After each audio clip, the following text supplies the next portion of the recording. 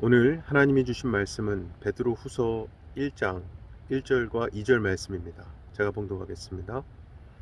예수 그리스도의 종이며 사도인 시몬 베드로는 우리 하나님과 구주 예수 그리스도의 의를 힘입어 동일하게 보배로운 믿음을 우리와 함께 받은 자들에게 편지하노니 하나님과 우리 주 예수를 알므로 은혜와 평강이 너희에게 더욱 많을지어다. 아멘. 1절에서 베드로 사도가 믿음을 보배로 표현한 것을 보면 그에게는 믿음이 그토록 귀한 것이었음을 알 수 있습니다. 그런데요, 과연 우리는 믿음을 어떻게 여기고 있을까요? 우리 또한 베드로처럼 믿음을 진정 귀한 보배로 여기고 있습니까? 만약에 믿음이 우리에게 세상의 온갖 좋은 것을 누리게 한다면 정말 누구나 보배로운 믿음이라고 할 거예요. 하지만 그것은 믿음이 귀한 것이 아니라 믿음의 결과가 내 마음에 드는 것으로만 주어지기 때문 아니겠습니까? 그래서 반대로 내가 큰 고초를 겪고 있고 고통에 있음에도 불구하고 믿음이 나의 환경, 나의 문제를 전혀 개선해 주지 않는다면 그래도 귀하고 보배로운 믿음이라고 고백할 수 있을까요? 베드로 사도의 이 서신은 초대교회 교인들에게, 그리스도인들에게 쓰여진 편지입니다. 당시 초대교회 신자들의 형편이 어떠했는가는 베드로 전서에서 이미 말씀을 봤던 것처럼 그들은 여러 가지의 고난과 고통에 직면해 있었습니다. 사도는 그런 처지에 있는 신자들의 믿음을 굳게 하고 위로하고 힘을 얻게 하기 위해 이 서신을 쓴 것입니다. 자, 그렇다면 좀 참고 견디면 하나님이 좋은 세상 주실 거야 라는 말이 사람들에게 더 희망을 주지 않겠습니까? 그런데 베드로 사도는 그런 말을 하지 않습니다. 오히려 그리스도를 믿었으나 여전히 고난과 고초를 겪고 있는 신자들에게 보배로운 믿음이라는 말을 하는 거예요. 이것은 결국 믿음의 가치와 귀함은 다른 데 있음을 의미하는 것입니다. 당시 초대교회 신자들은 외부적인 환경에 의한 고초와 교회 내부적인 문제로 인한 혼란도 함께 겪고 있었습니다. 그리고 이것은 초대교회만이 아니라 지금도 계속되는 심각한 문제들이지요. 따라서 우리는 초대교회가 겪었던 것과 같은 문제 속에서 어떠한 믿음에 있어야 하는가를 오늘 말씀 통해 깨달을 수 있어야 합니다. 원래 베드로 후서는 교회에서 발생한 내부적인 문제와 연관된 서신입니다. 즉 그리스도를 믿는 믿음 안에 있는 신자를 흔들고 유혹하고 요동하게 하는 문제들이 무엇이며 그러한 문제들에게 대항해서 믿음에 굳게 서게 하기 위해 이 서신이 쓰여진 것이에요. 신자가 그리스도를 믿음에도 불구하고 어렵고 힘든 환경이 전혀 달라지지 않을 때 믿음에 대한 의심 생길 수 있습니다. 물론 믿음이 자신의 삶의 환경을 좋게 해줄 것으로 기대했다면 그러한 의심 당연히 들 수밖에 없겠죠. 또한 당시 초대교회에는 다른 믿음을 얘기하는 거짓 선생들이 들어왔고요.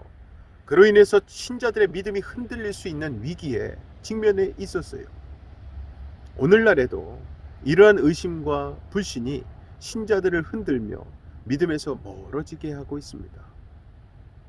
믿음의 가치보다는 세상에 존재하는 것에 대해 더 가치를 두게 하면서 그리스도를 바라보고 천국을 소망하고 사는 것을 마치 분명치 않은 그저 막연한 것을 바라보고 있는 것 같이 여기게 하는 거죠. 의심을 품게 합니다. 하지만 여러분, 세상에서 기대할 것 아무것도 없습니다.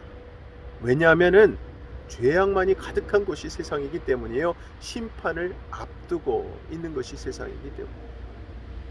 이러한 세상에서 절실하게 필요한 것은 신자가 보배로운 믿음 위에 굳게 서 있는 것입니다. 그래서 세상을 향해 죄가 무엇인가를 증거하고 그리스도가 유일한 소망일 수밖에 없음을 전파하는 자로 존재해야 하는 것입니다. 원래 교회의 본질은요, 진리입니다. 즉 아무리 많은 수가 모인다 해도 진리 위에 서 있지 않은 교회는요, 이미 교회가 아닌 것입니다.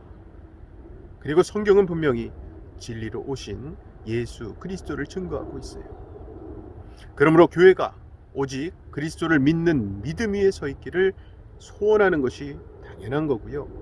그 진리를 붙잡고 전하며 살아가는 것을 교회의 전부로 여겨야 하겠죠. 그래서 베드로 사도는 1절 끝에서 동일하게 보배로운 믿음을 우리와 함께 받은 자들에게 편지한다고 말합니다. 즉 베드로는 초대교회 신자들을 자신과 같은 자로 바라보고 있어요. 그 1절 시작 부분에서 베드로는 자기 자신을 예수 그리스도의 종과 사도라고 말합니다. 즉 그리스도의 종은 그리스도의 말씀을 그대로 전하는 자를 뜻하고요. 사도 역시 예수님의 말씀을 그대로 전파하는 사람입니다.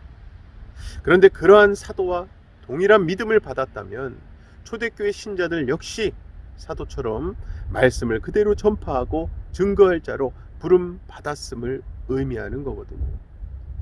그리고 오늘날 우리들의 믿음 역시 그러한 베드로 사도와 동일한 믿음이어야 합니다. 즉 우리에게 믿음을 선물로 주신 것은 우리를 사도와 동일하게 말씀을 전파하고 증거할 자로 세웠음을 뜻합니다. 그리고 믿음이 보배로울 수밖에 없는 것은 믿음으로 인해 의롭다 여김 받고 영원한 나라에 들어가기 때문이잖아요. 그러므로 생명의 문제가, 영원한 생명의 문제가 여러분께 귀하다면 보배로운 믿음으로 인해 베드로 사도처럼 기뻐하실 수 있고요.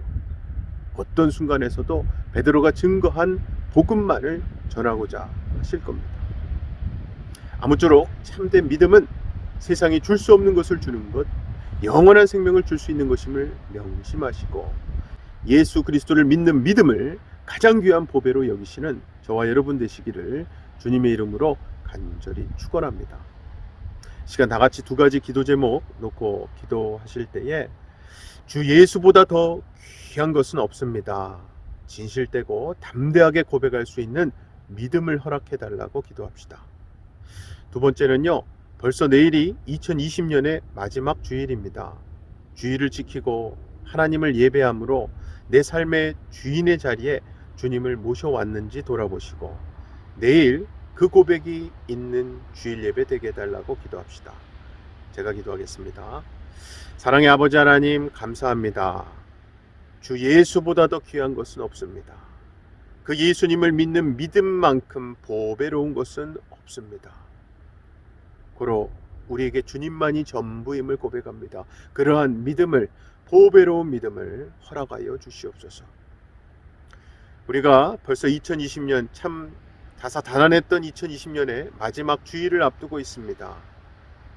특별히 주일을 성수하며 예배를 온라인이든 또 대면 예배이든 성실히 진실되게 드려왔는지 돌아볼 때에 하나님께 너무나 죄송하고 부끄러운 마음뿐임을 고백합니다.